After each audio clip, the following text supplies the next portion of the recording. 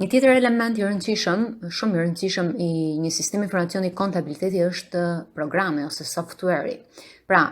komponenti software-ik i një sistemi informacioni kontabiliteti është programi kompjuterik i përdorur për të magazinuar, aksesuar, përpunuar dhe analizuar të dhënat financiare të kompanisë. Përpara se të ekzistonin kompjuterat, një sistem informacioni kontabiliteti ishte totalisht manual, i bazuar në një sistem letre, por sot më së shumti kompanitë përdorin software kompjuterik si bazë të sistemit tyre të informacionit kontabël. Gjithashtu, sot në treg ekzistojnë zgjidhje, solucione teknologjike ose zgjidhje teknologjike, të cilat personalizohen ose bëjnë fit me madhësinë e biznesit, pra ka software për bizneset të vogla, software për bizneset të mesme, software për bizneset të mëdha, software kontabilitetit kompjuterizuar për industri ose sektor të caktuar, ka software për kontabilitetin e njësive vendore dhe qendrore, pra për njësitë buxhetore, e të tjerë, e të tjerë. Për shembull, në gamën e produkteve Alfa Business, pra ose në gamën e produkteve të kontabilitetit kompjuterizuar si software të prodhuar nga Instituti i Modelimeve në Biznes, përsa i përket biznesit të vogël, ekzistojnë këto lloj produktesh, versioni Alfa Web Start, versioni Alfa Start, versioni Alfa Pharmacy.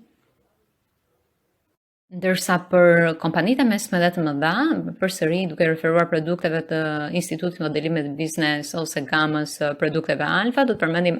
programin Alfa Web Business, programin Alfa Business, programin Alfa List Pagesa, programin Alfa Water Bill, programin Alfa Pharma,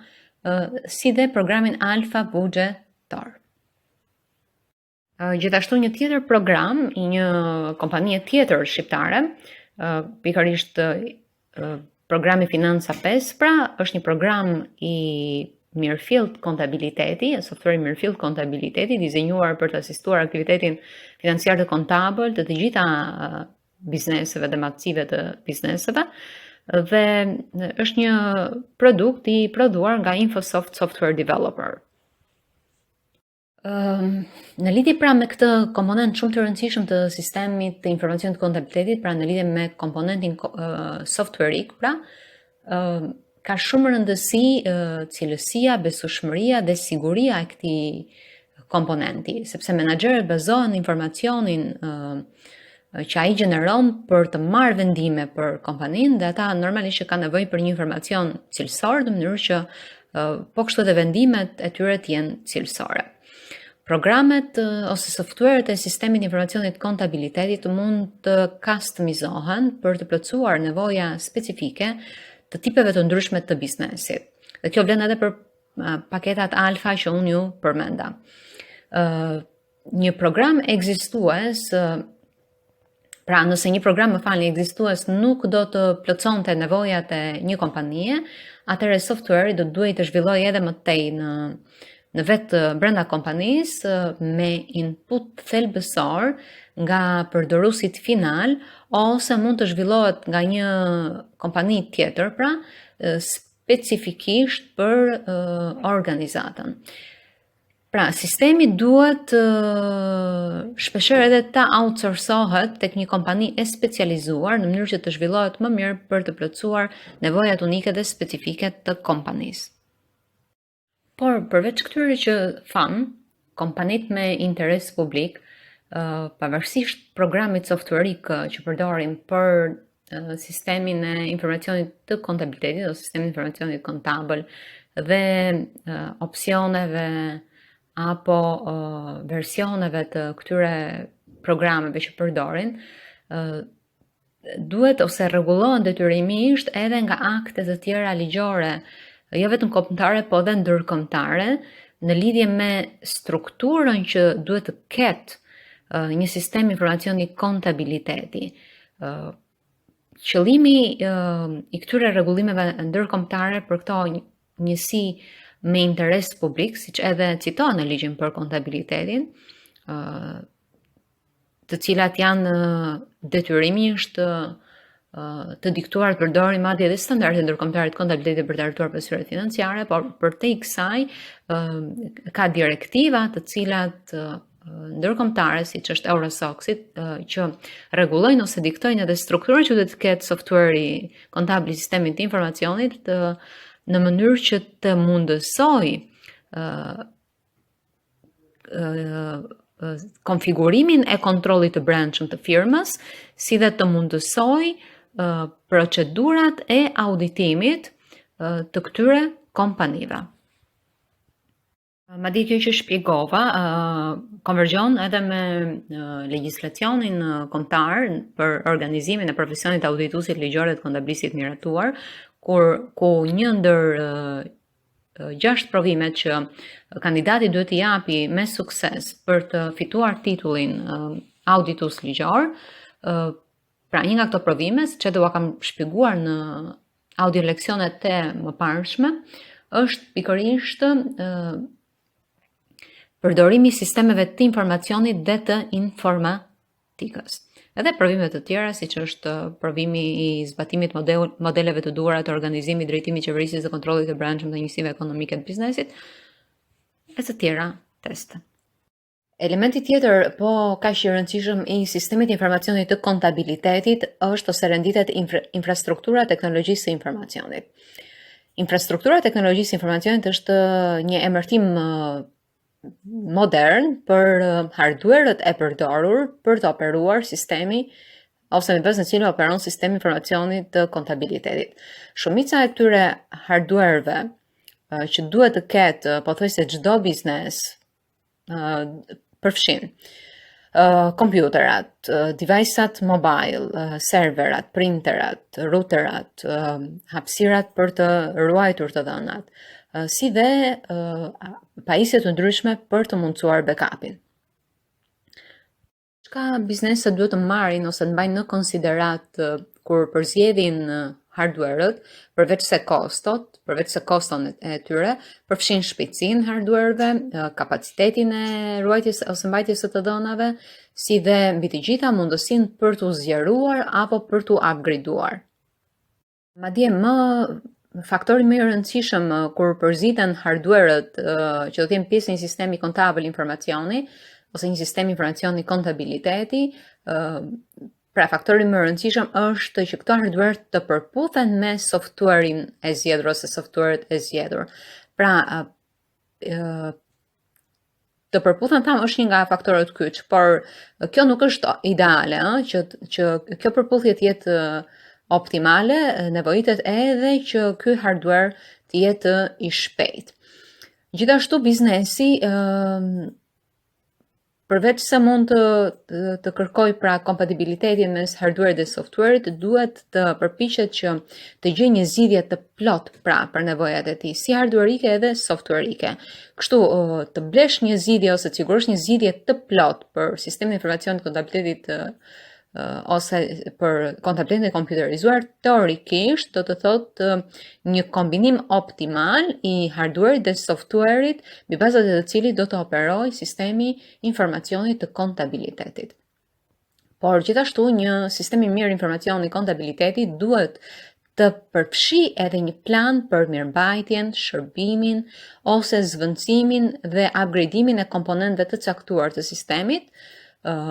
hardware-ik, pashtu edhe planin për zvendësimin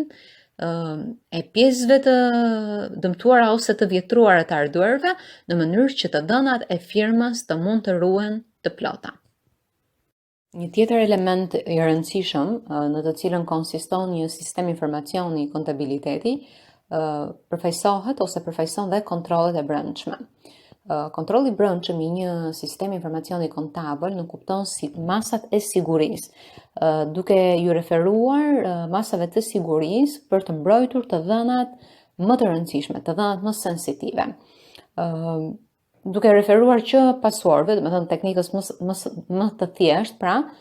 përdorim passwordëve ose deri tek identifikimi biometrik. Një sistem informacioni kontabiliteti duhet të ketë patjetër kontrolle të brendshme për të mbrojtur përdorimin e tij prej aksesit të pa autorizuar, duke referuar këtu përdoruesve të ndryshëm, si brenda edhe jashtë kompanisë. Gjithashtu, kontrollet e brendshme të një sistemi informacioni kontabiliteti parandalojnë edhe aksesin e pa autorizuar të individëve që ju lejohet gjithashtu të aksesojnë vetëm pjesë të caktuara të sistemit të informacionit. Një sistem informacioni kontabiliteti përmban informacion shumë konfidencial dhe shumë të ndjeshëm, shumë sensitiv, që i përket jo vetëm kompanisë, po edhe shumë individëve ose personave të tjerë, siç janë punonjësit, klientët e tjerë. Këto të dhëna mund të përfshijnë për shembull numrat e llogarive bankare të klientëve, të furnitorëve, të personelit. Gjithashtu mund të përmbaj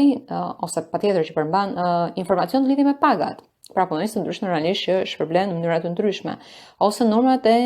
sigurimeve shoqërore të gjithë secilit prej punonjës ose të adresa etj. Kështu që gjitha këto të dhëna në një sistem informacioni kontabiliteti duhet të jenë të enkriptuara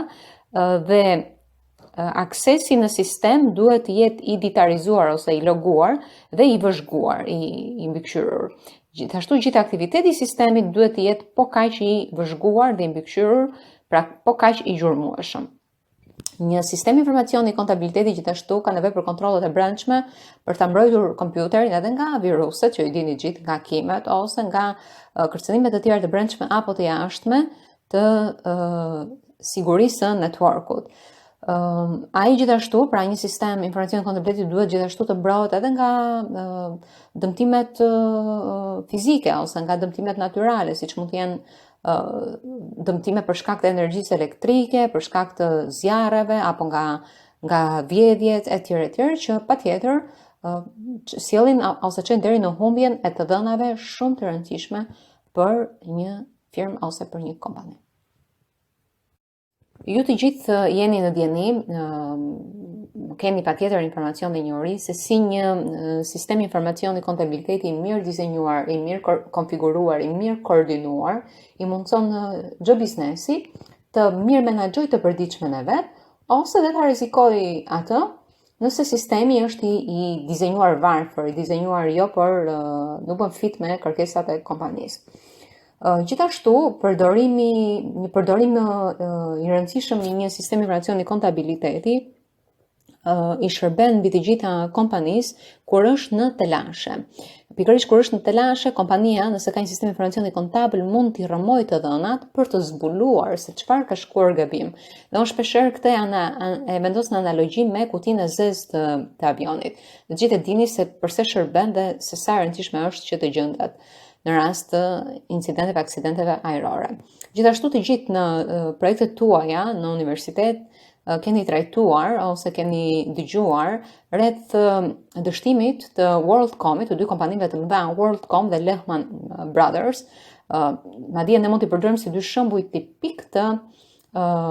rastit kur sistemi i informacionit e ka ndihmuar kompaninë të zbulojë se çfarë ka ndodhur. Në 2002-shin, audituesit e brendshëm të kompanisë WorldCom, Eugen Morse dhe Cynthia Cooper, përdorën pikërisht sistemin e informacionit kontabil të kompanisë për të zbuluar një mashtrim në vlera $4 milion.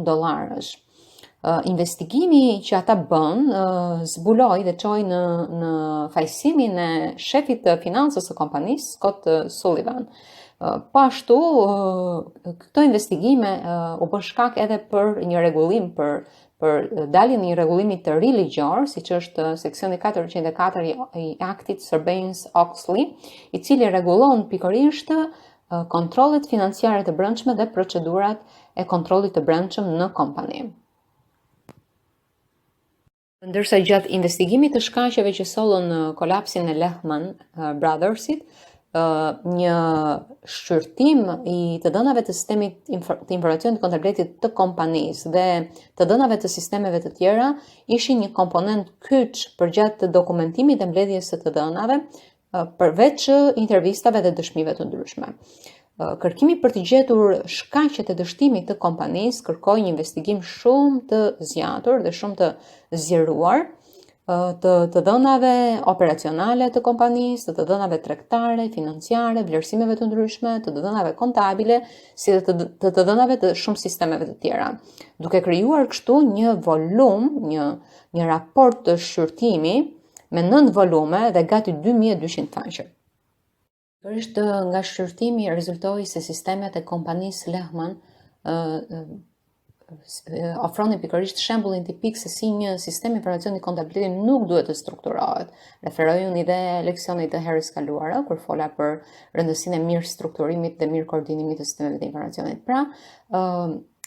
në raportin e mbikëqyrjes ose të investigimit të dështimit të kompanisë Lehman, ekzaminuesi pra pikërisht Valukas, raportoi se në kohën e dështimit, në kohën e falimentimit, Lehmani përdorte mbi 2600 software, sisteme softwareike dhe aplikacione. Shumë prej këtyre sistemeve rezultonin të vjetruar dhe jo të standardizuar. Pikërisht ekzaminuesi ose mbikëqyrësi vëzhgoi i falimentit, vëzhgoi dhe